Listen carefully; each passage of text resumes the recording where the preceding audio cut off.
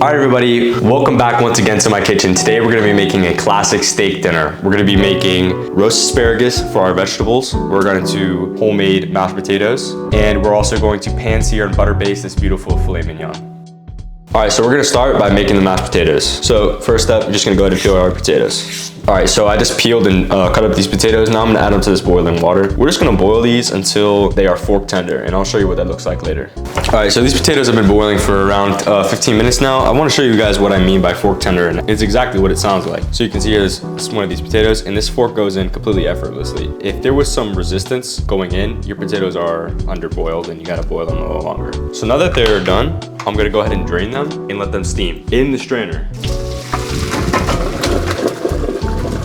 So as you can see here, I'm just draining all the water out in the sink. We're not gonna move on to the next step yet. We're just gonna go ahead and leave them alone and let them steam. It's gonna get rid of the excess moisture. The residual heat in the potato will evaporate the rest of that water. All right, so now that these potatoes have steam, I'm gonna go ahead and add them to this bowl here. So I'm gonna use my KitchenAid to whip these potatoes, but if you don't have that and you don't wanna use it, you could just use a potato masher and get relatively the same results. All right, so while these are steaming a little bit longer, I'm gonna go ahead and melt my half and half in butter. If you don't wanna use half and half, you can use heavy cream or milk. We don't even have to use that. You can just use straight butter if you want. But I think half and half and butter add a really nice texture to potatoes. So we're gonna go ahead and wait for this to melt, and we're gonna slowly emulsify this into the potatoes. This will give us a really nice texture. All right, so now that I got my butter and heavy cream nice and hot, I'm gonna go ahead and break up the potatoes with this mixer attachment.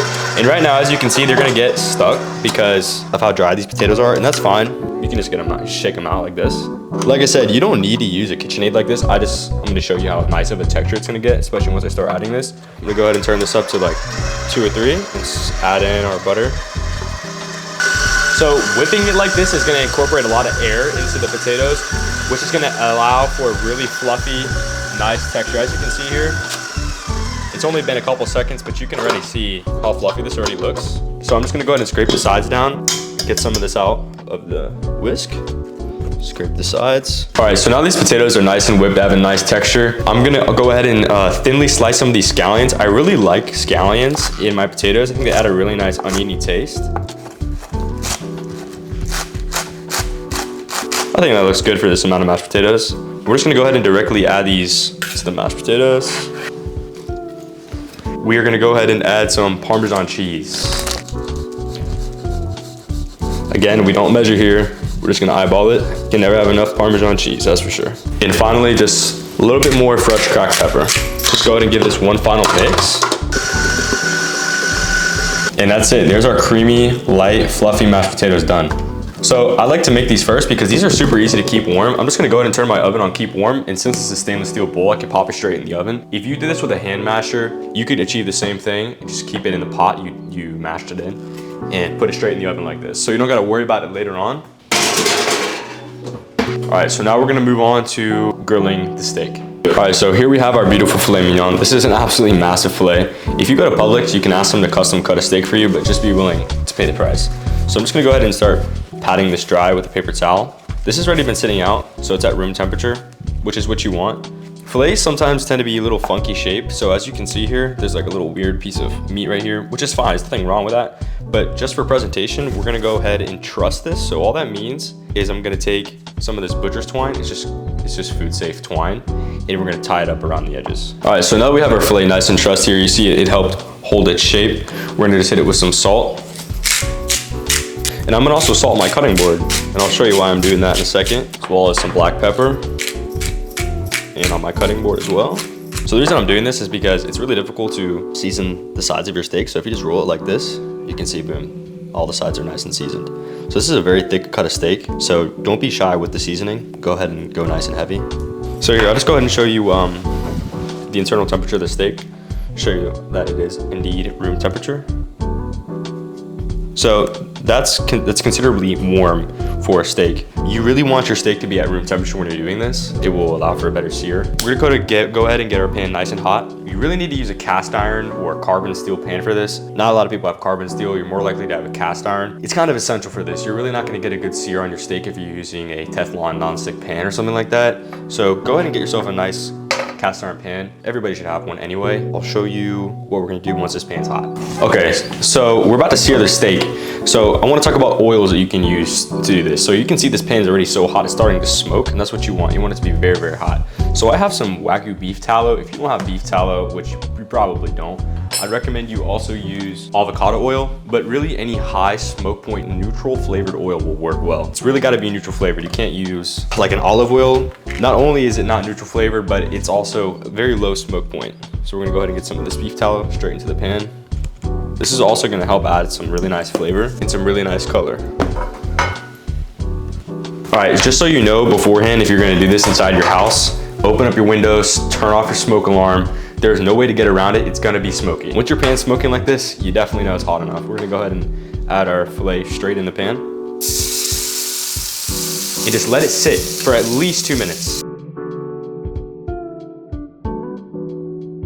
Let it sit in the pan for at least a couple minutes now. So let's go ahead and flip it and see the color we're getting. Yeah, there you go. That's exactly what you want.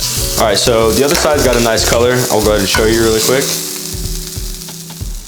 All that, just ignore all that white foam. That's all just fat. But you can see it's got a really nice brown color. We're gonna go ahead and cut the truss off of it now. That was that little string we put on in the beginning. We don't need that anymore. I'm gonna grab this right off. The steak is starting to just set up a little bit. You can see it's holding its shape. And now we're gonna go ahead and sear the sides.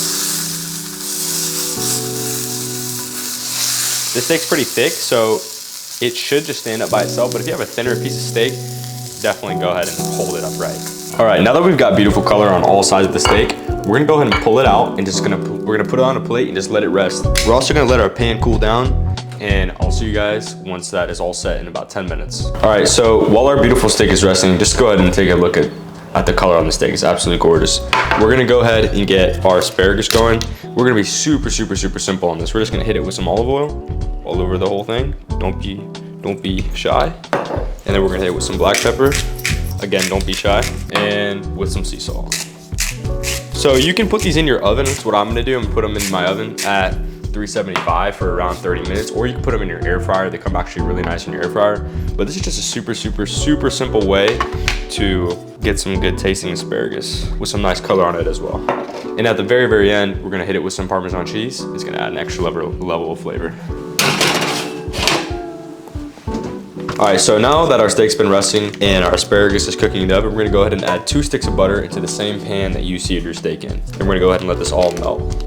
As you can see here, I got some fresh garlic that I just peeled a lot of the loose skin off of, but I left a majority of the skin on. That's gonna help protect it from burning in the pan, but I did smash it with the side of my knife just to allow for some more flavor to be released in the pan. So I know 2 sticks of butter is a lot of butter, but trust me, it's worth it. All right, now that our butter is melted and starting to foam like this, we're gonna go ahead and add our steak straight in the pan with our rosemary and our thyme straight into the pan. And we're gonna go ahead and add all this fresh garlic straight into the pan. Now, you could put these herbs right on top of the steak like this if you want, and as you're basting, the butter will go straight over it. But you wanna tilt the pan towards you just like this, and you're gonna start splashing this melted butter right over top of your steak. I like to keep the herbs kind of in the corner so I can just scoop the butter straight over just like this. And we're gonna do this for about 30 minutes per side.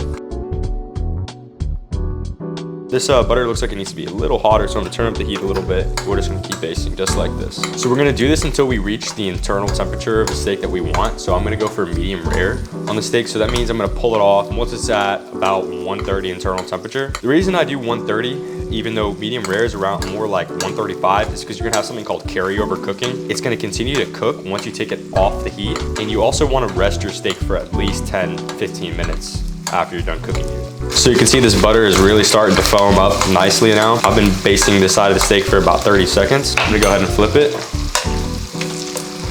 And we're just gonna continue to do the same thing. All right, so I've been basting both sides for about 45 seconds each. Let's go ahead and check the internal temperature of the steak. Yeah, we're around 105, 106. We're looking for about 130. So we're gonna continue to baste. This smells absolutely delicious. You can smell all those herbs and garlic cooking down with this butter and all the juices of this meat. This butter is not gonna go to waste either. We're gonna pour this butter straight over top of our mashed potatoes that we made earlier, and it's gonna be absolutely delicious. And if you can see how I'm doing this, I'm not really scooping it up and then pouring it. I'm more like splashing it. See, I'm kind of throwing it over the top of the steak. This is gonna allow for some really nice, even cooking because you have the heat from the butter going over top of it, as well as heat from the bottom of the pan. So we're starting to get there. You gotta keep in mind that since you're getting heat from both sides of the steak, this is gonna cook pretty fast. So yeah, we're looking like 120, yeah, 120-ish. So we only need about maybe a minute more. So as you can see here, we're just now hitting about 130. We're gonna go ahead and pull that straight off, just onto a cool plate. And we're gonna put all of these herbs that have been frying in the pan straight on top of this, as well as some pieces of garlic. And I'm gonna go ahead and hit this with another splash of butter while this is resting, just so it can sit there and absorb all those juices. All right, the moment we have been waiting for and working so hard for, we're gonna plate this up. So we got our mashed potatoes that we made earlier. Just look how nice and fluffy these are. Go ahead and grab a nice scoop of these straight onto the plate. And I'm gonna go ahead and create a nice little divot right in the center for the butter we're gonna pour on these in just a moment. You can see this asparagus actually really did get some nice color on it.